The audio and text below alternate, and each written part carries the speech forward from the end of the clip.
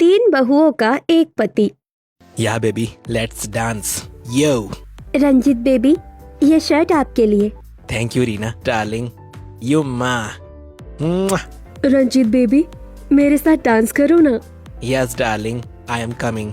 रंजीत अपनी गर्लफ्रेंड्स रीना और ऐश्वर्या के साथ क्लब में दारू पीते हुए डांस कर रहा होता है। रंजीत भाई, तू इतनी लड़कियां कैसे पटा लेता है? हाँ यार, तू हर रोज नई लड़की के साथ क्लब में आता है। लड़की इम्प्रेस करना कौन सी बड़ी बात है, बस थोड़ा खुद को मेंटेन कर लो और 2-4 मीठी मीठी बातें, हो गई लड़की set. Baby, I am taking 2 beers। Okay baby. इतने पैसे क्यों खर्च करता है इन पर? ब्रो, अगर लड़की चाहिए तो पैसे तो खर्च करने पड़ेंगे। इसी तरह रंजीत अपनी गर्लफ्रेंड्स के साथ रात भर क्लब में डांस करता है और दारू पीता है। फिर सुबह 4 बजे रंजीत अपने घर के दरवाजे पर आकर माउथ फ्रेशनर खा लेता हूँ, मुंह से दारू की स्मेल नहीं आएगी, और थोड़ा परफ्यूम भी मार लेता हूँ। फिर रंजीत अपने जेब से माउथ फ्रेशनर निकालकर खाता है और परफ्यूम लगाकर दरवाजा नॉक करता है। माँ, दरवाजा खोलिए। जिसके बाद रंजीत की आवाज सुनकर उसकी माँ मालिनी दरवाजा खोलती है। मेरा बच्चा, कितनी देर लगा दी घर आने में? हाँ, आज ऑफिस में बहुत काम था। अरे बेटा, तू क्यों करता है इतनी मेहनत? माँ, घर की जिम्मेदारियां जो संभालनी है, और मेहनत करूंगा तभी ना अपनी बहन की शादी करवा पाऊंगा और फिर तुम्हें और पापा को अच्छी जिंदगी दे सकूंगा। मेरा श्रवण बेटा, किसी की नजर ना लगे तुझे। थू थू थू, चल बेटा खाना खा ले। माँ, सुबह के 4 बज रहे हैं, इस वक्त क्या ही खाऊंगा, अब मैं सीधा नाश्ता ही करूंगा। इतना कहकर रंजीत अपने कमरे की तरफ चला जाता है और मालिनी भी दरवाजा बंद करके सोने चली जाती है। तभी रंजीत अपने कमरे में, आज तो ऐश्वर्या के साथ मजा ही आ गया, अब सो जाता हूँ, कल सुबह ऑफिस भी जाना है। तभी रंजीत को उसकी एक और गर्लफ्रेंड का कॉल आता है। मेरे बाबू ने थाना थाया। अभी याद आई अपने बाबू की? तोली बाबू, मम्मी थी, मेरा बाबू क्या कर रहा है? अभी इस तोतली से डील नहीं कर पाऊंगा बाबू, आज मैं बहुत थक गया हूँ, कल सुबह बात करूंगा। इतना कहकर रंजीत टीना का कॉल काट देता है और अपने बिस्तर पर सो जाता है। फिर ऐसे ही सुबह रंजीत अपने बिस्तर से उठकर बाथरूम जाता है और अच्छे से शेविंग करके फेस वॉश करता है और फिर अच्छे से नहाकर और तैयार होकर डाइनिंग टेबल के पास आ जाता है। वाह भैया, आज तो आप ऋतिक रोशन लग रहे हो। क्या चमचमाता चेहरा है मेरे बेटे का। मर्द के चेहरे पर यह चमक मेहनत करने से ही आती है। रंजीत थोड़ा मुस्कुराते हुए कुर्सी पीछे खींचकर डाइनिंग टेबल पर बैठता है। तभी मालिनी सबका नाश्ता लेकर आती है। आप लोग मेरे बेटे को टोका मत करिए, बेचारे को नजर लग जाएगी तो। क्यों भाग्यवान, तुम्हारे अकेले का बेटा है। ऐसे ही मजाक मस्ती करते हुए सभी नाश्ता करते हैं और नाश्ते के बाद रंजीत मालिनी से अपना टिफिन लेकर अपनी बाइक पर ऑफिस के लिए निकल जाता है। मैं कब से तुम्हारा इंतजार कर रही थी। अच्छा ठीक है, अब जल्दी से बैठो, तुम्हें कॉलेज पहुंचा दूं। बिल्कुल फर्क नहीं पड़ता ना, तुम्हें लड़की गुस्सा है। माफी भी नहीं मांगी तुमने। एक किस दो तो माफी मांगूंगा। साक्षी बिना कुछ बोले मुस्कुराते हुए रंजीत की बाइक पर बैठ जाती है और फिर रंजीत साक्षी को उसके कॉलेज पहुंचा देता है। Bye bye, I love you. Sakshi मुस्कुराते हुए रंजीत को फ्लाइंग किस देती है और कॉलेज में चली जाती है। वहीं रंजीत भी अपने ऑफिस चला जाता है। वहीं दूसरी तरफ मालिनी सूर्य नारायण के सिर की मालिश कर रही होती है। आहा मालिनी, तुम्हारे हाथों में तो जादू है, मेरा सारा सर दर्द गायब हो गया। घर बैठे बैठे आपके सर में दर्द कैसे होने लगता है? अरे भाग्यवान, तुम्हें देखते देखते। चुप करिए, बिना कुछ किए ही आपके सर में दर्द होने लगता है। सोचिए, हमारा बेटा रात रात भर जागकर कितना काम करता है, उसका क्या हाल होता होगा। हमारा बेटा जवान खून है मालिनी, हमारे जैसा बूढ़ा नहीं है। इसीलिए तो मैं कहती हूँ उसकी शादी करवा देते हैं। बेचारा जब थक कर घर लौटे, कोई तो हो जिससे बातें करके वो अपनी थकान मिटा सके। सही कह रही हो मालिनी, मैं कल से ही रंजीत के लिए कोई सर्वगुण संपन्न लड़की ढूंढता हूँ। ऐसे ही कुछ दिन बीतते हैं और एक दिन मालिनी और सूर्य नारायण मंदिर आते हैं, जहाँ पंडित जी किसी लड़की के बारे में बात कर रहे थे। पंडित जी, किस लड़की की बात कर रहे थे आप? एक पायल नाम की लड़की है, सर्वगुण संपन्न लड़की है। फिर पंडित जी सूर्य नारायण और मालिनी को पायल की फोटो देते हैं। लड़की तो बहुत सुंदर है। हाँ, और जैसा आप बता रहे हैं कि लड़की संस्कारी है, तो हमें तो रिश्ता मंजूर है। जजमान, एक बार अपने बेटे से भी पूछ लीजिए। पंडित जी, मेरा बेटा तो श्रवण जैसा है, उसे हम पर पूरा विश्वास है, हम जहाँ कहेंगे वहाँ शादी कर लेगा। पंडित जी, आप रिश्ते की बात आगे बढ़ाइए। जिसके बाद पंडित जी पायल के माता पिता को फोन करके सारी बात बताते हैं। पायल बेटी, हमने तेरे लिए एक लड़का ढूंढ लिया है, रिश्ता अच्छे घर का है, तू कहे तो तुझसे मिलने के लिए घर बुला लेते हैं। जब आप दोनों ने लड़का पसंद कर लिया है तो फिर मिलने की क्या जरूरत है। अच्छा, फिर लड़की की फोटो तो देख ले। पापा, आप लोगों ने मुझे पढ़ाया लिखाया, इतना बड़ा किया, तो मुझे आप दोनों पर पूरा विश्वास है। पायल अपने माता पिता पर विश्वास करके रंजीत से शादी के लिए हाँ कह देती है। वहीं दूसरी तरफ जब रंजीत शाम को घर आता है, माँ मैं आ गया। भैया लीजिए, पानी पीजिए। थैंक्स छोटी। फिर रंजीत सूर्य नारायण के सामने सोफे पर बैठ जाता है। आप दोनों बहुत खुश लग रहे हो, कुछ बात है क्या? भैया, मम्मी पापा ने आपके लिए लड़की ढूंढी है। क्या? हाँ बेटा, बहुत सुंदर और संस्कारी लड़की है। बेटा, लड़की हमें इतनी पसंद आई कि हमने तो तेरा रिश्ता भी तय कर दिया। तुझे कोई एतराज तो नहीं है? अगर शादी के लिए मना किया तो रीजन पूछेंगे। मुझे क्यों एतराज होगा? जैसा आप लोगों को ठीक लगे वैसा कीजिए। रंजीत के हाँ कह देने पर दोनों तरफ से रिश्ता पक्का हो जाता है और ऐसे ही दोनों परिवारों में शादी की तैयारियां शुरू हो जाती हैं। वहीं रंजीत क्लब में साक्षी के साथ डांस कर रहा होता है। बेबी, मम्मी कॉल कर रही है, मैं बात करके आती हूँ। Okay baby. बेटा आज फिर नई गर्लफ्रेंड के साथ? पर अब तो इसकी शादी होने वाली है, अब इसे सभी गर्लफ्रेंड से ब्रेकअप करना पड़ेगा। उसकी प्रॉब्लम नहीं है ब्रो, देखना यह है कि मेरी मम्मी ने मेरे लिए जो लड़की ढूंढी है वो मेरे टाइप की है या नहीं, और आखिर कब तक वो मेरे को खुश रख पाएगी, वरना नई लड़की पटाने में कितना समय लगता है। ऐसे ही रंजीत पूरी रात साक्षी के साथ डांस करता है और ऐसे ही कुछ दिन बाद धूम धड़ाके से रंजीत और पायल की शादी हो जाती है। तो भाभी, कैसे लगे आपको हमारे भैया? चुप कर, परेशान मत कर अपनी भाभी को, और जा अपनी भाभी को दूध का गिलास दे और उनके कमरे तक भी पहुंचा कर आ। ये लीजिए भाभी, दूध का गिलास। पायल दूध का गिलास लेकर रंजीत के कमरे में आती है और रंजीत के बगल में दूध का गिलास रख देती है। मम्मी जी ने आपके लिए दूध भेजा है। थैंक यू, तुम चेंज कर लो, शादी में इतने हैवी कपड़े गहने पहने हुए थक गई होगी। रंजीत की बात सुनकर पायल ड्रेसिंग टेबल पर बैठ जाती है और अपने गहने उतारने लगती है। तभी अरे, ये गले का हार क्यों नहीं खुल रहा? सही से दिखाई भी नहीं दे रहा है। रुको, मैं हेल्प करता हूँ। रंजीत पायल के पास आता है और अपने हाथों से उसके गहने उतारने लगता है। थैंक यू जी। मुझे तुम्हें देखने दो। क्या? तुम्हारे लंबे काले घने बाल, बस जी करता है इनमें खो जाऊं। जी, मुझे शर्म आ रही है। तुम्हारी यही शर्म तो मुझे बहुत पसंद आ रही है, तुम्हारी आंखें कितनी प्यारी हैं। तभी रंजीत को उसकी गर्लफ्रेंड का फोन आता है, पर रंजीत फोन स्विच ऑफ कर देता है और इसी तरह पायल से बातें करने लगता है। ऐसे ही रात बीतती है और फिर अगली सुबह डाइनिंग टेबल पर, भैया आज भाभी की पहली रसोई है, भाभी किचन में खाना बना रही है। हाँ, अब तो तू और आराम फरमाएगी। पहले कभी कभार मम्मी की थोड़ी हेल्प भी करती थी, अब तो सिर्फ मेरी बीवी से काम करवाएगी। शादी की एक रात हुई और आपको अपनी बीवी की चिंता होने लगी। बहुत ज्यादा मेहनत मत कर, जो बन गया है वही लेती आ। बस बन गया है पापा जी, अभी लेकर आई। पायल अपनी पहली रसोई में बनाए सारे पकवान लेकर डाइनिंग टेबल पर आती है और सभी को सर्व करती है। फिर सभी खाने का पहला निवाला खाते हैं। वाह भाभी, बहुत टेस्टी खाना बनाया है। और भैया, आपको भाभी के हाथों का खाना कैसा लगा? पायल, तुम्हारे हाथों में तो जादू है, मन करता है तुम्हारे हाथ चूम लूं। रंजीत की बातों से पायल शर्मा कर किचन में चली जाती है। वहीं कनक, सूर्य नारायण और मालिनी मुस्कुराने लगते हैं। आराम से भैया, इतने अच्छे से भी तारीफ नहीं करनी थी, यहाँ मम्मी पापा भी बैठे हैं। अरे कोई बात नहीं, हमारी बहू की ही तो तारीफ कर रहा है, किसी दूसरी लड़की की थोड़ी ना। ऐसे ही मुस्कुराते हुए पूरा परिवार नाश्ता करता है। फिर पायल रंजीत को लंच बॉक्स देती है और फिर रंजीत ऑफिस के लिए निकल जाता है। और जब वो ऑफिस पहुंचता है, भाई माना कल रात तेरी बीवी के साथ तेरी पहली रात थी, पर अब तो फोन चालू कर ले, कल रात से तेरा फोन बंद ही बता रहा है, तेरी गर्लफ्रेंड पागल हो गई होगी। मेरा फोन चालू है, मैंने नंबर चेंज कर लिया है। क्यों? मैं अब अपनी वाइफ के साथ बहुत खुश हूँ, मैं नहीं चाहता हमें कोई परेशान करे, और पता है आज तो मैं उसके साथ मूवी देखने भी जाऊंगा। इतना कहकर रंजीत अपनी टेबल पर बैठकर लैपटॉप पर काम करने लगता है और ऐसे ही लंच का टाइम हो जाता है और रंजीत लंच करते हुए अपनी माँ को फोन करता है। क्या हुआ बेटा? माँ, पायल की कोई रस्म बची है तो अभी कर लो, शाम को मैं पायल को मूवी दिखाने ले जाऊंगा। कोई रस्म नहीं है, तू आराम से बहू के साथ मूवी देखने जा। फिर रंजीत मालिनी का फोन रखकर पायल को फोन करता है। जी। मैंने माँ से बात कर ली है, तुम शाम को तैयार रहना, हम मूवी देखने जाएंगे। जी। ऐसे ही शाम हो जाती है। रंजीत और पायल अच्छे से तैयार होते हैं और मूवी देखने के लिए अपनी बाइक पर बैठकर निकलते हैं। आप मुझे क्यों देख रहे हैं? मूवी देखिए। मूवी तुमसे ज्यादा अच्छी नहीं होगी, इसीलिए मैं तुम्हें देख रहा हूँ। शर्म से पायल के गाल लाल हो जाते हैं। फिर दोनों मूवी देखते हैं और फिर रंजीत पायल को कैंडल लाइट डिनर पर ले जाता है। सर क्या लाऊं? मैम ने जो ऑर्डर किया है वही एक प्लेट लाओ और 1 चम्मच एक्स्ट्रा लाना। आप भी अपने लिए कुछ मंगाइए। बताता हूँ, आने तो दो। वेटर एक कॉटन कैंडी आइसक्रीम लेकर आता है। पायल मुंह खोलो, मैं तुम्हें अपने हाथों से खिलाऊंगा।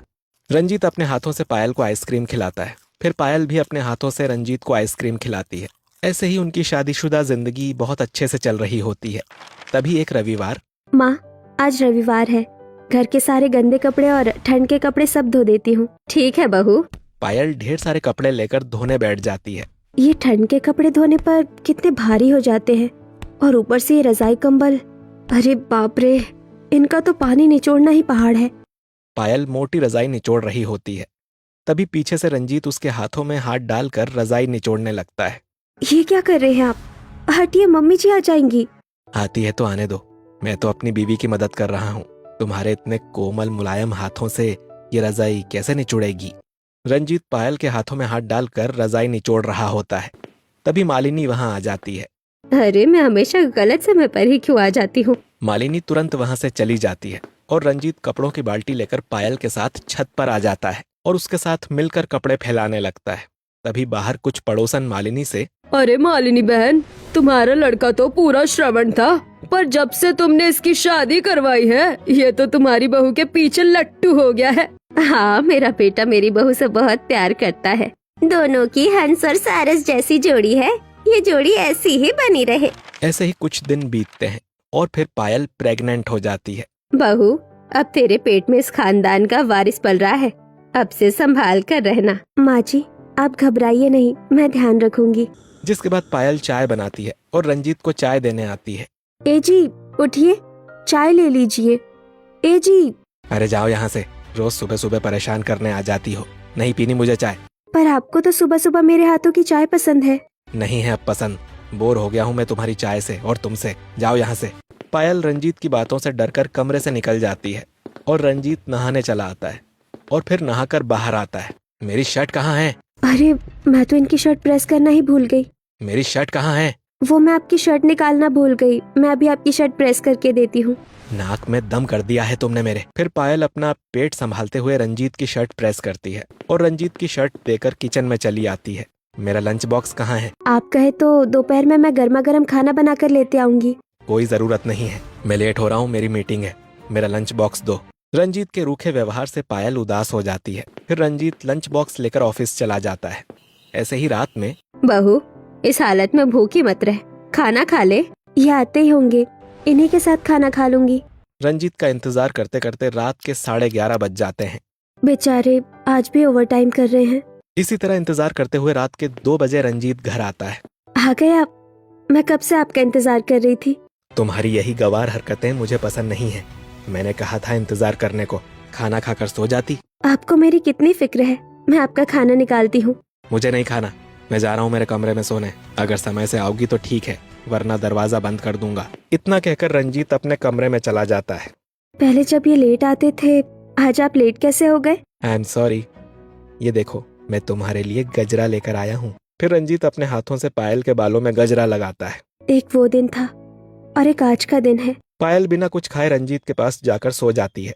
ऐसे ही कुछ दिन बीतते हैं और एक दिन पायल मालिनी को सारी बातें बता देती है। बहू, ये तेरा निजी मामला है, वैसे भी तू माँ बनने वाली है, इसी का टेंशन रहता होगा रंजीत पर, तो खुद ही अपने पति से बात कर। ऐसे ही एक रात पायल रूम में बैठकर रंजीत से प्यार से बात करने की कोशिश करती है। आप कुछ दिन से इतना उखड़ा व्यवहार क्यों कर रहे हैं? अब तो मैं माँ भी बनने वाली हूँ। ये कोई उम्र है बच्चे करने की, इसलिए मुझे तुमसे बात नहीं करनी। ऐसे ही एक दिन पायल कनक के साथ पानी पूरी खाने बाजार जाती है। तभी रेस्टोरेंट के बाहर रंजीत की बाइक देखकर, ये तो तुम्हारे भैया की बाइक है, उन्होंने तो कहा मैं मीटिंग करने जा रहा हूँ। पायल और कनक रेस्टोरेंट के अंदर आती है, जहाँ रंजीत श्रुति के हाथों में हाथ डालकर बातें कर रहा होता है। आई love you baby. I also love you. ये मुझे धोखा दे रहे हैं। भाभी, घर चलिए, भैया से घर पर बात करेंगे। जिसके बाद कनक और पायल घर आ जाती हैं। फिर अगले दिन रंजीत श्रुति के साथ कोर्ट मैरिज करके घर की चौखट पर आकर खड़ा हो जाता है। ये क्या बेटा, तूने शादी कर ली? मैंने आपको समझने के लिए इतना सब कुछ किया और आपने उल्टा इससे जाकर शादी कर ली। चुड़ैल, तुझे मेरी सौतन बनने का बड़ा शौक है ना? मैं बताती हूँ तुझे। पायल जैसे ही श्रुति पर हाथ उठाने जाती है, श्रुति उसका हाथ पकड़ लेती है। Behave yourself, don't dare to touch me. खुद के पति को तो काबू में नहीं कर पाई और चली है मुझे मारने। मैं नहीं कर पाई, लेकिन तुझे क्या जरूरत है मेरे पति को फंसाने की? अगर मैं फंसा पाई तो जरूर तुझ में ही कुछ कमी होगी ना। खुद की कमियों को देख, मुझे मत बोल। बेटा, हमें तुमसे ये उम्मीद नहीं थी। अरे सड़े आम की तरह शक्ल क्यों बना रहे हैं ससुर जी? भले आपकी पहली बहू आपको अच्छा अच्छा खाना बनाकर खिला सकती है, लेकिन मैं आपको जगह जगह घुमा फिरा सकती हूँ। किसी रिश्तेदारों में आप मुझे मिलाएंगे तो सब आपकी तारीफ करेंगे। और वैसे भी अगर इसे अभी भी मेरे साथ रहना है तो ये रह सकती है, वरना जा सकती है। इतना कहकर रंजीत श्रुति को लेकर एक नए कमरे में शिफ्ट हो जाता है। वहीं दूसरी तरफ पायल परेशान होकर अपनी माँ को फोन करती है। मम्मी, पापा, आप लोगों ने मेरी शादी तो करवा दी, अब मैं क्या करूं? देख बेटी, हमने तो तेरी शादी अच्छी जगह ही करवाई थी, लेकिन अब तू अपने पति को नहीं संभाल पाई तो उसमें हमारी क्या गलती है? देख, जो कुछ भी हो, एक बात याद रखना, मायके से बेटी की डोली उठती है और ससुराल से अर्थी। इतना कहकर राधा फोन रख देती है और पायल परेशान होकर बिस्तर पर बैठ जाती है। फिर अगले दिन रात को, आप रात को इस वक्त कहाँ जा रहे हैं? अपनी पत्नी श्रुति के पास, और कहाँ। इतना कहकर रंजीत तुरंत श्रुति के कमरे में चला जाता है और पायल अकेले सोती है। फिर अगली सुबह, मैं ऑफिस जा रहा हूँ। वैसे श्रुति, तुम्हें हमारा प्लान याद है ना आज का? ऑब्वियसली माय बेबी, आज रात को हम लोग क्लब जाएंगे, तुम चिंता मत करो, मैं तैयार रहूंगी। श्रुति की बात सुनकर रंजीत वहाँ से चला जाता है और फिर रात को दोनों तैयार होकर क्लब जाते हैं। श्रुति, तुम कितनी ज्यादा अच्छी हो, मैं तुमसे बहुत प्यार करता हूँ, और एक वो है, उससे तो मैं परेशान हूँ, पीछा भी नहीं छोड़ रही। अरे छोड़ो ना, मैं हूँ ना, चलो हम डांस करते हैं। फिर श्रुति रंजीत के साथ बियर पीते हुए डांस करती है और रात भर पार्टी एंजॉय करते अगली सुबह 6 बजे दोनों घर लौटते हैं, जहाँ पायल पोछा लगा रही थी। आप लोग पूरी रात बाहर थे? हाँ, अपने पति के साथ गई थी क्लब पार्टी करने। अब तुम तो अपने पति को खुश नहीं रख पाई, मैं तो रखूंगी ना। चलो अब हटो यहाँ से। इतना कहकर श्रुति पायल को धक्का मारकर वहाँ से चली जाती है। इसी तरह दोपहर को, आई मिस यू बेबी, तुम जल्दी ऑफिस से आओ, फिर हम दोनों साथ में मूवी देखने जाएंगे। मेरा तो ऑफिस में तुम्हारे बिना मन ही नहीं लग रहा है, मैं ऑफिस से जल्दी घर आने की कोशिश करूंगा। इस तरह श्रुति रंजीत से काफी देर तक फोन पर बात करती है, लेकिन वहीं कुछ दिनों बाद रंजीत श्रुति से भी बोर होने लगता है। जहाँ एक दिन घर के बाहर, सुनिए जी, आपका टिफिन। उफ, तुम्हारा ये टिफिन मुझे नहीं चाहिए। हाँ, आज तो हम लंच पर जाएंगे, क्यों है ना? ये तो पीछा ही नहीं छोड़ती है। मैं ऑफिस में काम करूं या इसके साथ लंच पर जाऊं? उफ, हाँ ठीक है, तुम तैयार रहना, हम लंच पर चले जाएंगे। फिर रंजीत श्रुति से अच्छे से बात करके पायल को इग्नोर कर वहां से चला जाता है। ये सारी चीज मोहल्ले की औरतें देख लेती हैं। सुनो पायल, तुम्हारे पति ने तुम्हारे साथ जो कुछ भी किया है, हम सबको सारी बातें पता है। हाँ, बस तुम थोड़ी हिम्मत करो, हमारे पास इसका सॉल्यूशन है। पायल किसी की बात नहीं सुनती और परेशान होकर घर लौट जाती है। फिर रात को कमरे में, बेबी आ गए तुम, चलो हम लोग ढेर सारी बातें करते हैं। उफ, कितनी बात करनी है तुम्हें, दिन भर बस बातें करते हैं। मुझे बहुत नींद आ रही है और मैं जा रहा हूँ सोने, परेशान करके रख दिया। इतना कहकर रंजीत तुरंत सो जाता है और इसी तरह धीरे धीरे रंजीत श्रुति को भी इग्नोर करने लगता है। वहीं दूसरी तरफ एक दोपहर सब्जी मंडी में, तुम्हारे पति ने ही दूसरी शादी की है ना? हाँ, हम दोनों महिला सशक्तिकरण एनजीओ से हैं। हम तुम्हें इंसाफ दिलाएंगे। हम तुम्हारे पति का वो हाल करेंगे कि वो तुम्हें छोड़कर किसी और को देखेगा तक नहीं। नहीं, अब मुझे सिर्फ अपने पेट में पल रहे बच्चे की चिंता है। मुझे बस अपने पाँव पर खड़ा होना है ताकि मैं इसकी परवरिश कर सकूं। हमारी एनजीओ में तुम्हारी जैसी औरतों के लिए बहुत सारे प्लान हैं। तुम चाहो तो काम कर सकती हो और चाहे पढ़ाई करके हमारी एनजीओ में एग्जाम दे सकती हो। सच्ची? फिर पायल सारा दिन घर का काम करती है और पूरी रात किचन में पढ़ाई करने लगती है। ऐसे ही कुछ दिन बीतते हैं और एक दिन रंजीत अपनी तीसरी बीवी लेकर घर आता है। तुमने मुझे भी धोखा दिया। यही वो चुड़ैल है ना जिससे तुम रात भर पप्पी देते थे? हाँ, ये है शनाया और आज से मैं इसके साथ रहूंगा। ये मुझसे मेरा हस्बैंड छीनेगी, इसे तो मैं अभी बताती हूँ। श्रुति शनाया को मारने के लिए हाथ उठाती है। तभी शनाया श्रुति का हाथ पकड़कर श्रुति को पीछे धकेल देती है। जिसने खुद किसी का घर बर्बाद किया हो वो मुझे गाली दे रही है। शनाया की बातें सुनकर श्रुति शर्म से पीछे हट जाती है। बेटा, पहली बीवी, फिर दूसरी बीवी और अब तो तीसरी बीवी लेकर आ गया। मम्मी, पापा, ये हमारा निजी मामला है, आप लोग कमरे में जाइए।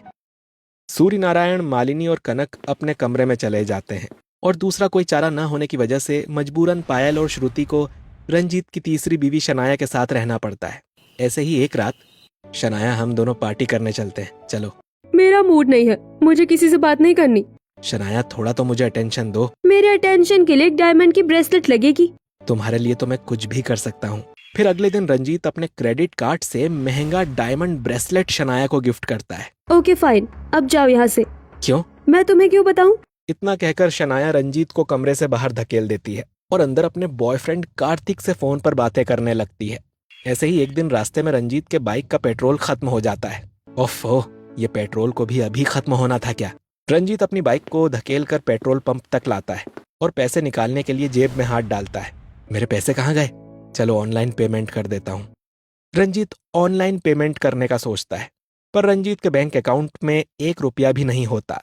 किसी तरह रंजीत गाड़ी धकेल कर दोबारा रास्ते पर लाता है और शनाया को कॉल करता है। शनाया, मेरे जेब में 1 भी रुपया नहीं है और बैंक अकाउंट में भी 1 भी रुपया नहीं है, और ये क्रेडिट कार्ड का इतना लंबा बिल कैसे आया? क्या किया तुमने इतने सारे पैसों का? बेबी, क्या तुम्हारे पैसे मेरे पैसे नहीं है? मुझे डायमंड रिंग पसंद थी, मैंने वो तुम्हारी क्रेडिट कार्ड से परचेस की और अभी मैं अपने दोस्तों के साथ पार्टी कर रही हूँ। इतना कहकर शनाया फोन कट कर देती है और उसी वक्त शनाया कार्तिक के साथ बाइक पर बैठी हुई रंजीत के सामने से गुजरती है। फिर रंजीत सब समझ जाता है। जहां अगले दिन, तुम मुझे चीट नहीं कर सकती हो, मैं तुम्हें बहुत प्यार करता हूँ। जो अपनी पहली पत्नी का नहीं हुआ, दूसरी पत्नी का नहीं हुआ, वो अपनी तीसरी पत्नी का होगा। तुम्हें क्या लगता है मैं तुम्हारे सामने नाक रगड़ूंगा? मैं भी देखता हूँ तुम यहाँ से कैसे जाती हो। मैं तुम्हारी बीवी की तरह डम नहीं हूँ। आई हैव अनदर बॉयफ्रेंड और अब मैं जा रही हूँ उसके साथ। तुम मुझे छोड़कर नहीं जा सकती। मैंने तुम्हारे ऊपर अपनी सारी सेविंग खर्च कर दी है। मैंने कहा था ये पैसे तुम अपनी बीवी पर भी खर्च कर सकते थे। शनाया प्लीज ऐसा मत करो। क्यों ना छोड़ू तुम्हें? अब तुम्हारी हैसियत मुझे शहर घुमाने तक की नहीं है। अब मैं तुम्हारे साथ नहीं रह सकती। बाय। इतना कहकर शनाया घर से निकल जाती है। जा, चली जा, तेरे जैसी 36 पटा लूंगा। अभी मेरे पास मेरी 2 बीवियां हैं। तभी पायल हाथ में एग्जाम का रिजल्ट और डिवोर्स पेपर लिए आती है। 2 नहीं 1, ये डाइवोर्स के पेपर हैं। मैं आपको डाइवोर्स दे रही हूँ। तुम शायद अपनी औकात भूल गई हो। मुझे डिवोर्स देकर कहाँ जाओगी? इतना सुनते ही पायल रंजीत को एक थप्पड़ लगा देती है।